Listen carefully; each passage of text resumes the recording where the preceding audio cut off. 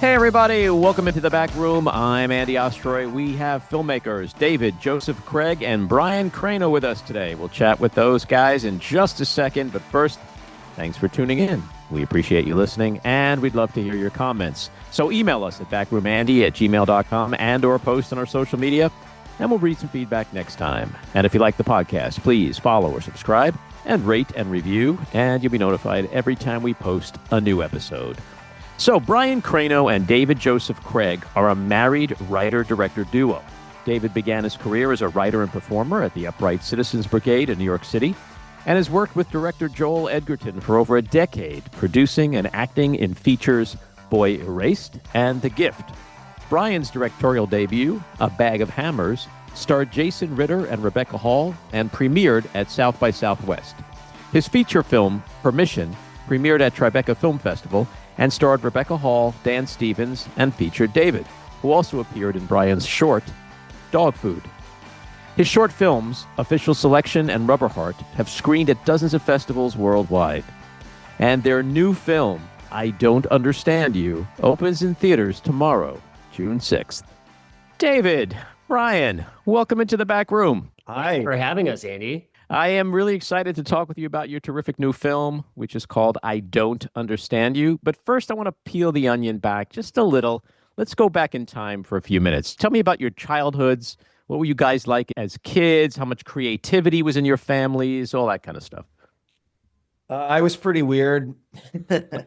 We're both only children, and we both had very, very different experiences as only children. Yeah, my parents were kind of lefty professor types. I grew up always on a college campus. They started me taking college classes when I was 12.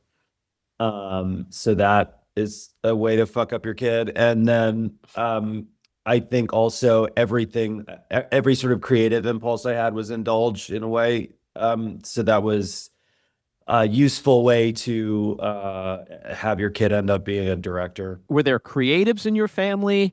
No, not at all. Yeah, nobody. Yeah, I mean, my dad, my dad's a professor of social psychology and pretty famous in that space.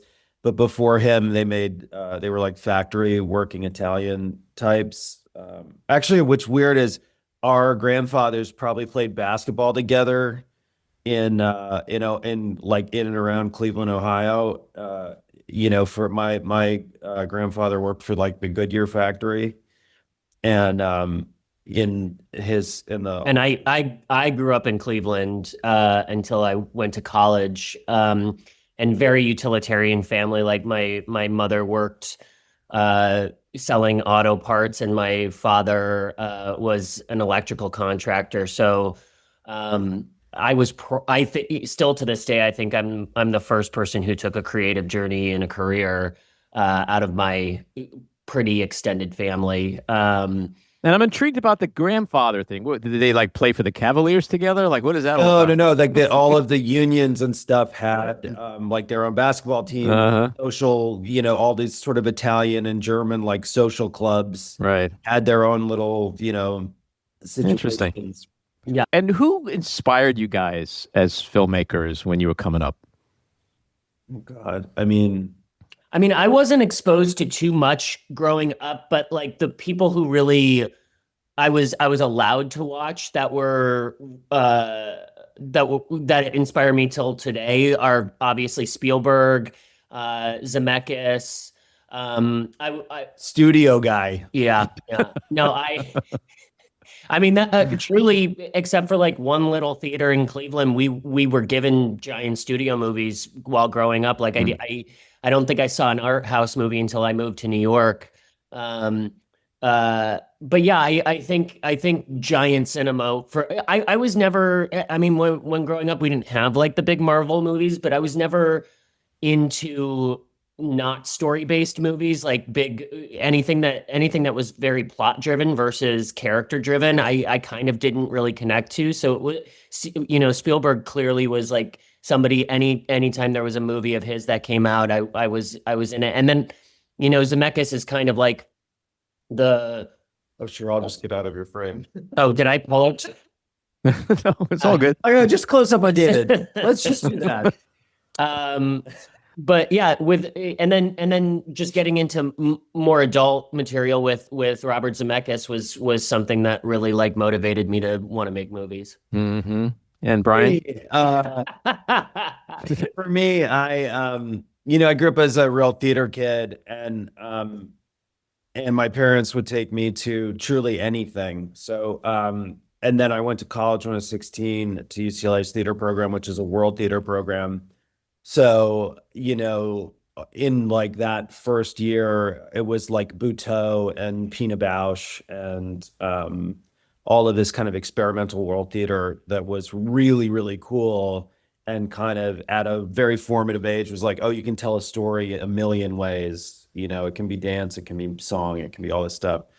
And that in conjunction with growing up on whatever college campus we lived, my parents would sort of like take me to the art house video store and just tell the clerk, like, let him get whatever he wants.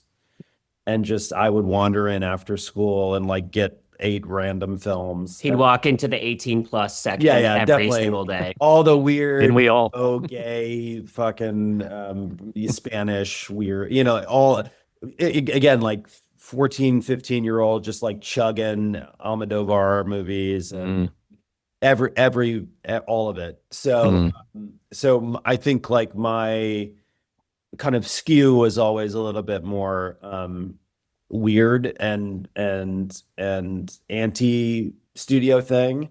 And then as I have aged, has become a little bit more broad in that sense.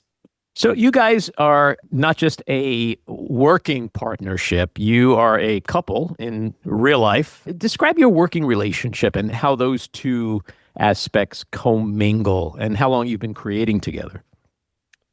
I think David would say I'm a lot easier to work with and live with, probably.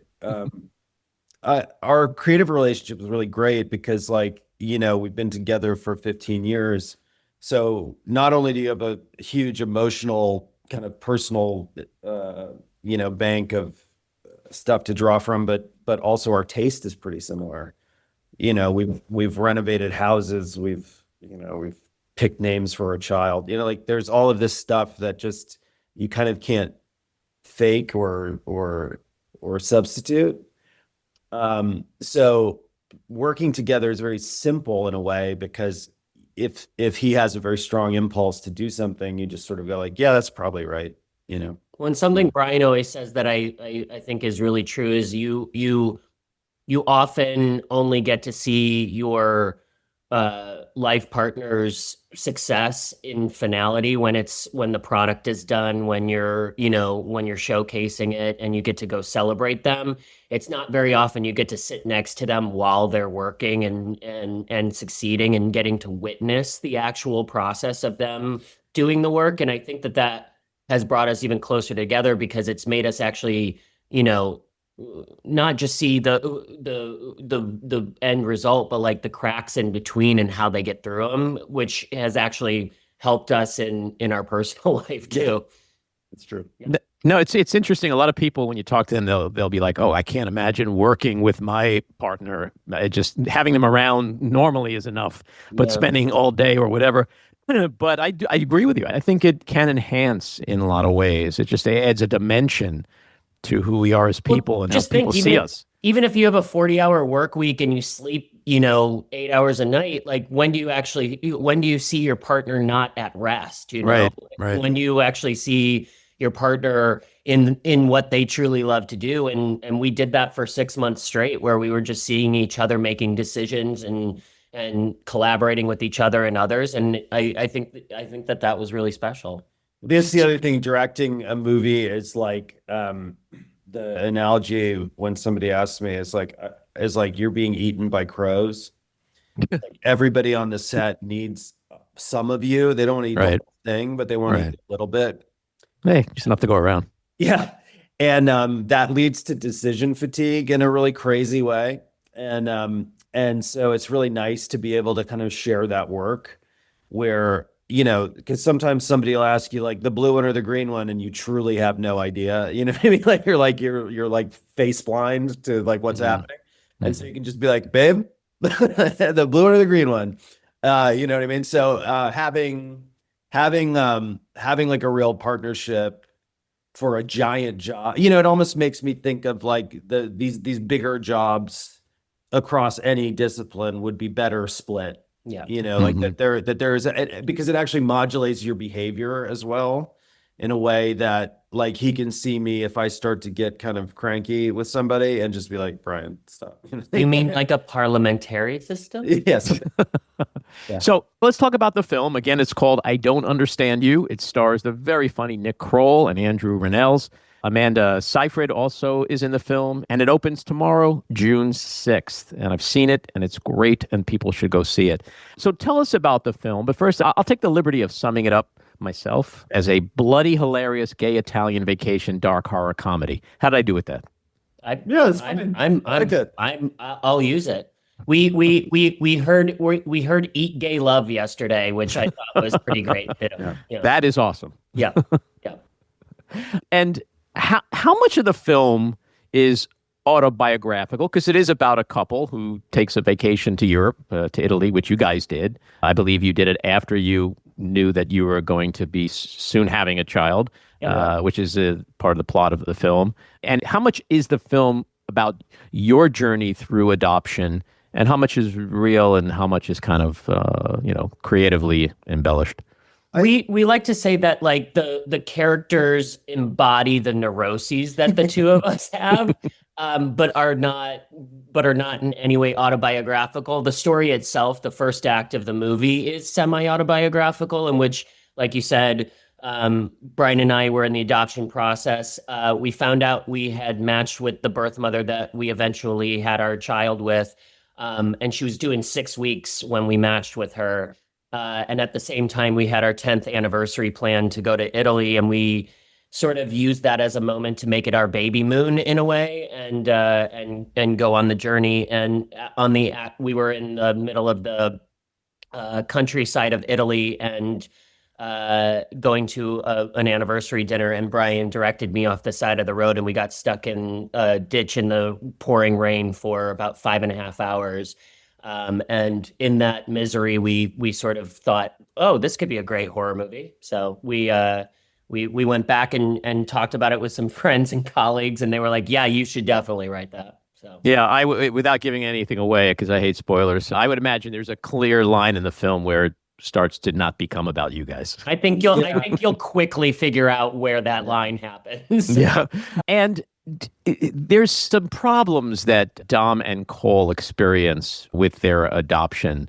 Anything like that in your history, or was it a pretty smooth process for you guys? No, I mean, the adoption process is pretty opaque until you're through it. And that's not for want of trying. It's just that it can go 100 different ways, and it's mostly and very correctly directed by the parent who is placing their child for adoption. So it does leave you exposed, though. Yeah.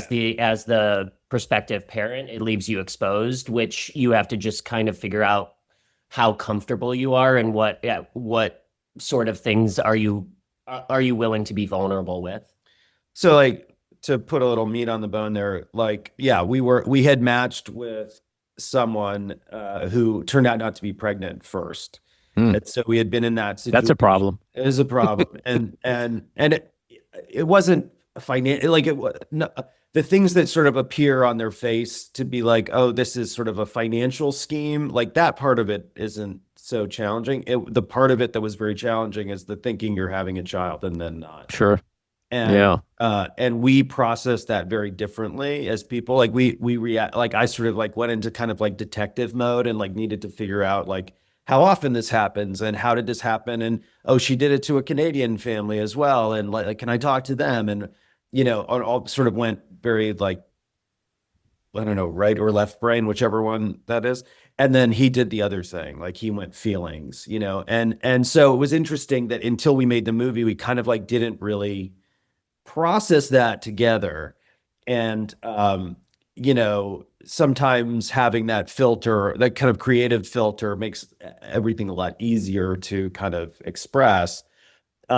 And so, but then it's very important for us to also stipulate that when we matched with the birth mother of our son, it couldn't have been it was a completely different scenario, like soup to nuts. She was incredibly straightforward about everything, incredibly honest about everything. And this is the sort of ephemeral part that David's talking about, is like, if we had met her first and then met the woman who scammed us, it would have been immediately clear that the woman who was scamming us was scamming us. Yeah. Right. The seriousness with which she was taking this process was totally different, right? Like she was in the cost of what she was giving up was very apparent to her, and had been reckoned with in a very serious way. And the bravery she presented to us was so. She knew we needed certain things in order to feel comfortable with the process at the end, and she threw her whatever she was going through. I won't speak for her, but like, she offered us that grace and that bravery, and we couldn't have been more appreciative and thankful of that. Right, and in the film, like that, it's very clear. I hope that that character, the character that Amanda Seyfried plays, that character is the hero of the movie. It's not Nick and Andrew, who are ostensibly the protagonists of the movie. So it's kind of a cool structure. The tone of the film straddles between dark comedy and absurdity, but it's also kind of authentic. It never feels fake, even though all the crazy shit that happens. I would imagine that it was a real challenge finding that right balance, especially with the absurdity, that it didn't eventually feel too absurd to the audience. Not really. I mean, like, well, I think where we always come from is as long as you allow your characters to play to the height of their intelligence, you can kind of put them anywhere. I think that like, I think about my, upbringing and watching Zemeckis movies like Death Becomes Her, where it's like, as long as you have a base reality to your characters, you can kind of take them anywhere, up into the point of knocking them down the stairs or shooting a hole through their stomach, and still allow them to be authentic, real characters who need something. And I think where we really stood with was we were shooting. We decided early on to shoot it as a horror movie and allow our comedians to play in that world. And I think because we both came at it with that sort of determination, when we were in the edit, we were able to really hone in on that tonal switch in a nice way. And at the root of it, it's like the core message we were going with was, what would you do for your child? And if we just stuck with that through every scene, we felt pretty confident that we could hold that tone throughout the movie. Yeah. In the relationship between the guys, it's so easy to tell because everybody consumes so much storytelling and media now. Like it's such an insane amount. It's so easy to tell, like, oh, those two actors have never met each other and they're playing people who are married with 12 children. You know what I mean? And like, you just know it instinctively. And then Nick and Andrew, who star in the movie, have a long friendship. And they have bits, and they have the ways that they look each other, and they have such comfort together as friends and as actors that you're like, oh, it just triggers your brain in a different way. You're able to kind of relax and not have to kind of constantly be questioning their, the love that they have for each other, because it's real. And so that's kind of a cheat code for making something in this space. Well, let's talk about that chemistry and the casting of Nick and Andrew, who are perfect in the roles of Dom and Cole. How did that come together? It was really interesting because so just a little Hollywood bullshit backstory, which is, when you're going to make a film, the cast that anchors this film unlocks the financing for the film. Mm-hmm. So let's say, as a general number, in any age range, there's probably 100 people who can finance a movie, right? Man, woman, whatever. And but of those 100 people, very, very few of them are gay. And that is like an interesting quirk of the vestigial Hollywood thing. And you get a list of like, here's some gay actors that you might want to consider. And there's like 8 of them, and 4 of them aren't funny. And you know what I mean? Like it's sort of, it's an interesting thing. We had always wanted Andrew because we are such lifelong fans of him, and happily he's on the list. Very, you know what I mean? So you're like, great, this is fantastic. And then we had also seen Nick had recently had his first child, and he was so kind of like in the same like terror space that we were having a kid, you know what I mean? Like, oh my God, what am I going to do? Like, how do I do this well? And it's so important. And when we heard this interview, we were like, oh, if we are able to get the script in front of Nick, he'll want to do the movie. And we knew that they knew each other and had worked together. And when we talked to Andrew about it, we said, here's the script. We love the idea of you and Nick doing this together. What do you think? And he's like, oh my God, Nick's the best. And he sent Nick the script, and Nick did it. Nick read it and like immediately said yes. It was great. Mm-hmm. And how much improv was there in the film? Yeah, I mean, I don't think you hire those two and not give them the freedom to play. The nice part is they both really love the script too, so they wanted to honor that and work with that. But we definitely gave them room to play and make ideas. The great part is they both come from comedy duos themselves. You know, Andrew was with Josh Gad for a long time, and Nick with John Mulaney. So they really knew how to share really well and share space. And so and quite a bit of the improv has made it into the movie too. So they were, you know, their collaboration was you know, paramount to the movie. And there's a line in the film which just might be one of my favorite lines of all time. Fucking old lady bones. Yeah.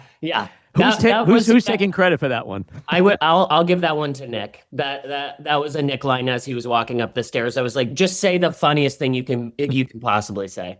It is truly one of the funniest lines in a funny scene that I've ever seen. Yeah. Because you can't make that shit up, but yet somebody. Not to give too much away, Andy, but there's fucking old lady bones in this movie. Quite a lot of them. Well, it depends how we're defining fucking. Yeah. Oh, okay. You're right. Right? You know what, right? Andy? We'll let the audience decide where the fucking lies. Exactly. As writers and filmmakers, when it comes to style and tone and genre, where do you guys differ, and where is there overlap? We're both really silly people. Yeah. And we both like in our everyday life, we do bits. Like I think like Brian said, he is the research department of our relationship. So he's much more factual based. And like, so I would say he's brain heavy, where like I'm just always on a tangent and rampant all the time. I think, but where that actually intersects in a really great way is like we'll just go there. So whenever like in our everyday life, if there's like a dramatic moment, we laugh it out by making jokes about it and turning it into something different. And so I think when we tend to write, we will start off with a character-based first act and then just go there where like the middle of the movie could have been the end of the movie. We just go past that and keep going and keep going and keep going. I think I'm more inclined to write sweet things. Like that's sort of like where I kind of like to do a little sweet and sad, sweet and weird, more than him. And I come in and I go, look, no. It's like, let's jackhammer these fuckers. Like, who cares? Yeah. Talk to me about Amanda Knox as a consulting producer.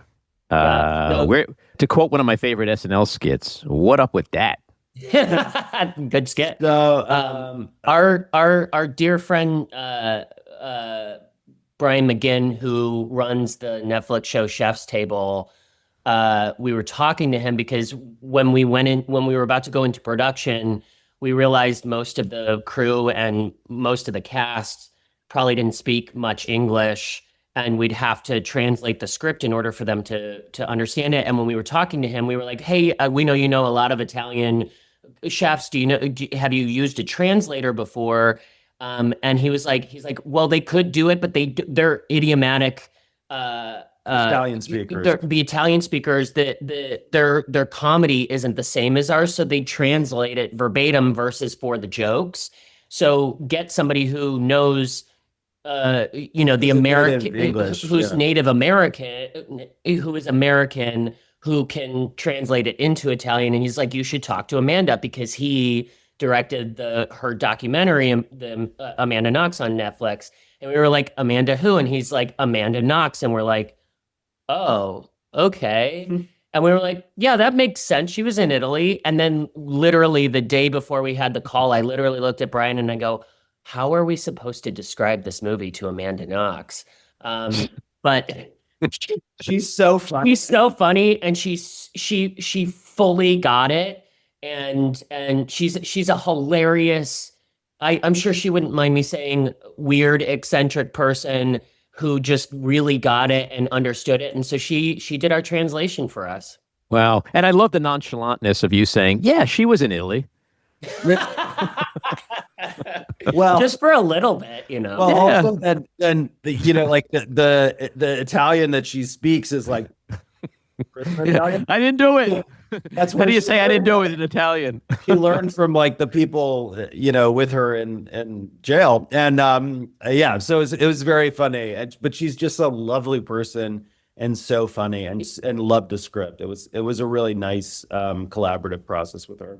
Yeah, that's a really awesome element of your film, I got to say. It's a little hidden nugget that we didn't realize would be such a talking point. Yeah, no, but she's a great person, so we love talking about it. Yeah, it's not only a dark comedy, it has dark credits. I never thought of that. So what are you guys working on next after this film? We're building our version of a Christmas movie, which is like, what if the emotional violence that your family perpetrates against you when you go home for the holidays was physical? So it's sort of in the same kind of brutal, sweet and weird kind of space, but it's very funny. That's awesome. Again, the film is I Don't Understand You, and it opens in theaters tomorrow, June 6th. Guys, this was a lot of fun. Good luck with the film, and come back and talk with us again. Andy, this was great, honestly. And next time we come on, we're going to talk about the Bush administration. Only, yeah. Politics, nothing else. I'm down. I'm there. Take care. Thanks, man. Andy. This episode of The Back Room was edited and produced by me, Andy Ostroy. It was co-edited and co-produced by Maddie Rosenberg and co-produced by Jen Hammoud.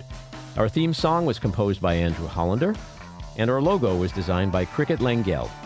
And special thanks to Patricia Wind. Please take a moment to rate and review the podcast, and also follow or subscribe. Until next time, keep your eyes on Washington, Hollywood, and your own backyards, and have a great week.